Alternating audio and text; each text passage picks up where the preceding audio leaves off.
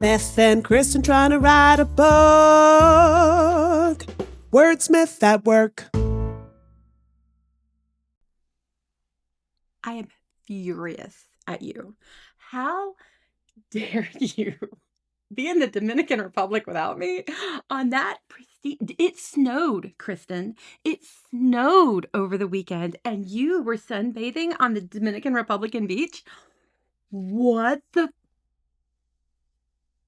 Okay, so for punishment, I'm gonna make you write a book. All right. Like, okay, just kidding, because like I know you get your beach time and I'm stuck at home in the snow, which I actually don't mind, but that looked like a beautiful beach and I am furious. Like, if you're gonna have concerns about writing, the best possible place to have a concern about your life and your career and your artistic pursuits is on a beach like that, because my goodness. All right, so getting into the brass tacks. I think it really struck me that you said that your greatest fear is failure because I actually just made a different video and was just thinking and talking about failure. People who are on my Patreon will recognize the outfit that I'm wearing in this video because I literally just made this video where I basically said that failure is part of the process. And I actually really stand by that. And you know that I have had a lot of experience with failure. Like, not only did it take me 10 years and 10 novels to even get an agent and my first book deal with the 11th book that I wrote after a decade of trying, I also have a lot of failure when it comes to drafting. To the point where my agent kind of joked once that part of my process was to write a book and then throw it away and rewrite the whole book. And that made me want to cry a lot because I don't want to be the kind of writer who has to write a whole book and then throw it away and rewrite the whole thing. But failure literally is a part of my process. And I actually think it's a part of everybody's process. Because much like rejection, failure is something that you shouldn't shy away from. Because if you fear failure or if you fear rejection, you will not take any chances. And it is actually really important as creative people, as artists of any kind, to not get so afraid of failure and rejection that you don't take the chances and you don't take the big swings. Because if you get into this mindset of you're afraid of failure, as you know, I'm sorry. That means you don't start. That means you quit before you start. And it means you give up easy because you know that it's not working. And so you're willing to give up on yourself and on your art in order to avoid the failure and the rejection. And that's not a healthy place to be in your life or in your art. Um, but I know you're in therapy, and I'm not here to be a therapist for you. But in terms of art, I actually do think failure is a really important thing. And that's one reason why I think that this time travel heist novel idea we have is a good idea because I'm a little bit afraid of it. Because I also am a little bit afraid of, can we actually pull this off? Because I love time travel. You love time travel. I love heist. You love heist. But a key ingredient in this type of a novel is a twisty plot and like a big like surprise reveal. And you gotta be smart to pull that off. And like we're smart, but are we that smart? I don't know.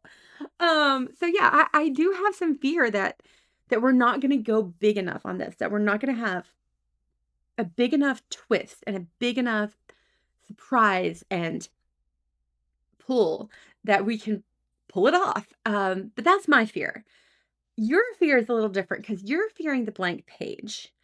And I think you're fearing like the quiet spot before you get the words down.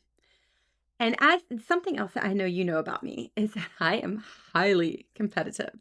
And so what I hear is I must make a book that is such an escape. You don't fear the blank page anymore, and you just want to live in that world. And you look forward to living in that world so much so that you will help make it. So now you have activated the primal Beth competition mode, which is scary to behold. Is really what has gotten me through literally everything in my life. Like, my motto kind of now is that I'm motivated by spite, but the spite part comes from the competition part, because if somebody says I can't do something, I'm going to prove them wrong no matter what. And you just told me that you're afraid of the blank page and the silence. So I'm going to fill that up with a world and a plot and a character that is so enticing and wonderful that you want to live in it, and it becomes your escape rather than the thing that you fear. And I feel a little psychotic by how excited this has made me. But I really do feel that way. Because I don't fear the failure the same way you feel failure, because okay, first of all, as you mentioned, we already did try co-writing once before, and that, sizzled out. But when we were in Texas together, I reread through what we did before, and we made that shit so complicated. Like, I don't think this will ever see the light of day. So I'm just going to tell everybody that this was a fantasy novel that we had like 15 pages of the magical rules for how magic worked, and like family charts for the royal family and all these intricate things. And as I was reading over it, because enough time has passed that I pretty much forgot everything, that was way too complicated. Like, that was bad. And it was bad because it was so complicated, and I could not fall into the story that we had actually started writing because I couldn't remember all the rules. And how can we expect a reader to remember all the rules? So I think what we do is we make something that's just fun. It's fun. It's a place you want to spend time in.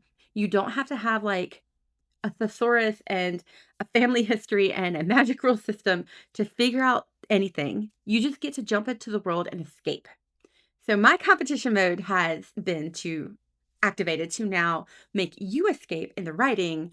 And then that also will translate into readers being able to escape in the reading of the book. So I'm pretty excited about this, actually. And I don't fear the failure because we've already failed once before. Like, that band-aid has been ripped off. We were still friends after it. We're still friends now. It's fine. And if we don't end up actually writing a novel, like, I don't care. I'm spending time with you sort of via video back and forth. Like, this is fun. So as long as we're all having fun, we're good. We haven't failed. We're having fun. And the only way I'm going to fail now is if I don't like competitively win you over to this. But other than that, there's no chance of failure here because this is art. And as long as we're making art, even if it's not complete or right or whatever, like, we still did the thing. We still like learned and progressed, and we're influenced. Even if we don't influence anybody else by our art, we are influenced by our art. So like, that's fine. It's a net win.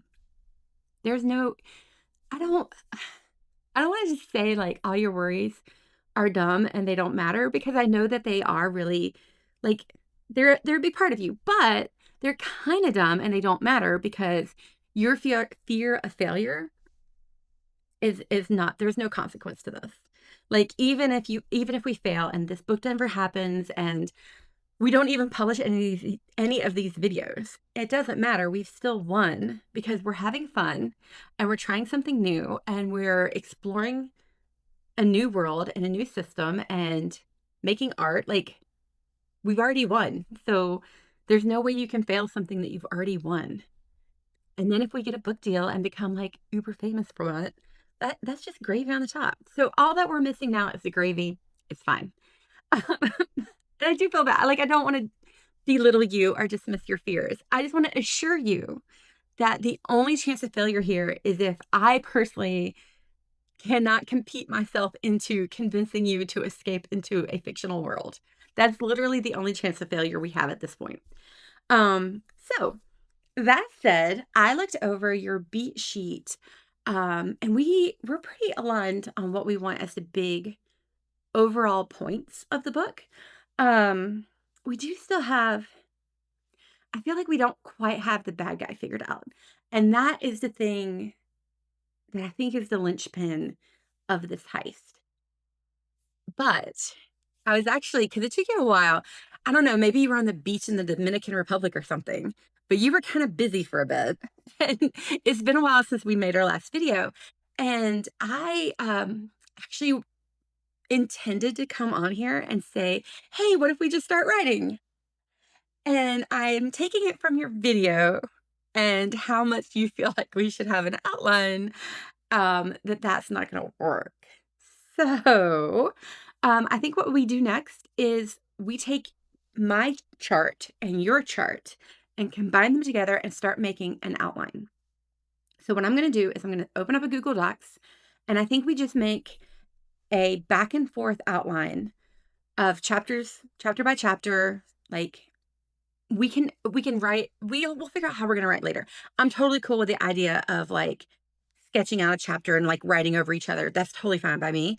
But let's do an outline next. So we have the big picture ideas, the big beats, your 10 beats with Blake Snyder's Save the Cat and my 4-act chart. Let's condense them into a chapter by chapter outline. And then we'll just like highlight where we have holes. And maybe if we do this outline, even if we overwrite on the outline, that, you know what? I'm thinking out loud, and I'm sorry for all the listeners who are like, Beth, get your thoughts together. But let's do the outline as like a sample run for writing the book, where I will make up like some sketchy ideas. You edit my sketchy ideas, and we'll just layer them in. Stephanie Perkins, who is brilliant and wonderful, and I adore her, once described her writing process as like a skeleton that she fleshes out as she develops it. So let's make our skeleton and overwrite each other as we add in and layer in more details. And then I think that'll get us to a point where we're ready to write. So let's do that. I'm going to start making a chapter by chapter outline for you, and then we'll do it in Google Docs so that we can both be on the document at the same time.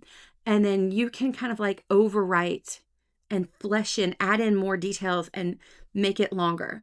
When I do chapter by chapter outlines, a lot of times I'll just have like one sentence per chapter, like this thing happens and then they kiss or whatever. But let's do it differently. Let's really think of it like a skeleton that will flesh it. That's getting kind of gross. Let's I can't think of a different analogy though. Like let's think of it as like this loose thing that we're going to add layers onto it and build it up as we go so that we don't have to actively like make it all at once. We're going to just start with the bare bones and add flesh like a creepy Frankensteinian madman. And yeah, I think that's good. But key thing here is we're progressing. And I happen to know that you are now stuck in Buffalo and no longer in the Dominican Republic. So no more beach excuses. Let's get an outline done.